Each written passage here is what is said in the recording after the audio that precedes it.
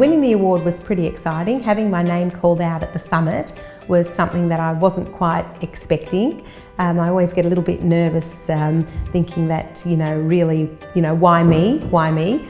So it was all very exciting, and it happened pretty quickly, and you come up on the stage and have your photos taken, and it's all a bit rah-rah.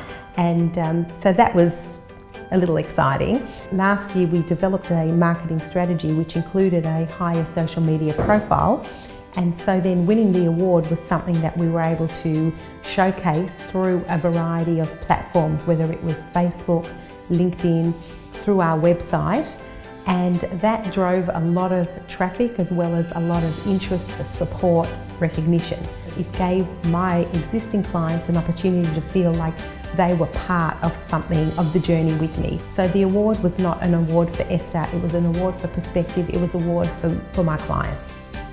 And what I think contributed to it is probably the whole journey. My pathway into advising, which wasn't easy. I was going through some personal life changes. I had gotten divorced, I was raising 3 little girls on my own, and I was persistent and determined that this was a profession that I was going to succeed in. There was no choice about it, and ultimately every step of my career has come from that foundation, and I've built on it, maintained my education, continued my education even beyond what was required of us. I made sure that I was always one step ahead with the education. I was active in the advice community and my community in general, and I think that really ultimately what may have put me forward is the whole story that led ultimately up to my nomination and subsequent winning. Entering award is not necessarily about winning the award. There is a journey. Every award that I've ever participated in has taken me on a journey that has made me look at myself, it's made me look at my practices and really take time to focus on things that I may not given any attention to. As far as winning awards are concerned, look, we all really want to win an award. That's the bottom line, but there can only ever be one winner.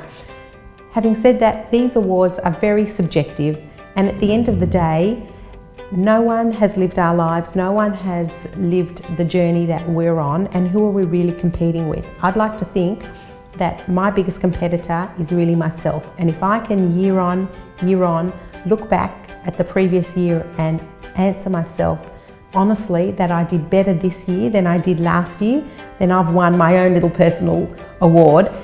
Obviously it's nice to win recognition from your peers, but at the same time the process of going through the award will undoubtedly set you apart anyway and set you up for your next year to be very successful.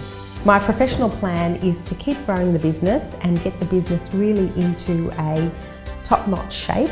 There's a lot of things that I've cruised through over the last 15 years, but now I'm coming to an age where I realise that this is really it. If I want to make my business the best value that it can be so that ultimately I can achieve my goal, is I've got to really pay a lot of attention to changing my business and focusing on things that really need to be addressed. It's no time for cruising anymore.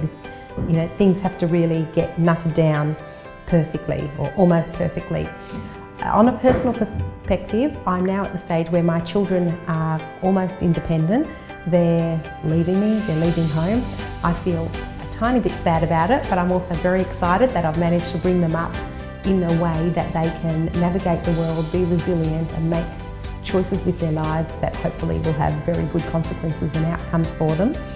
And that will free up a little bit of my time to focus more on the business and start doing some of the things that I used to say I'd do when the kids were younger. I'd say that I'd do when they got older. Well, now that I'm at that stage, try to remember what some of those things were and actually pursue them.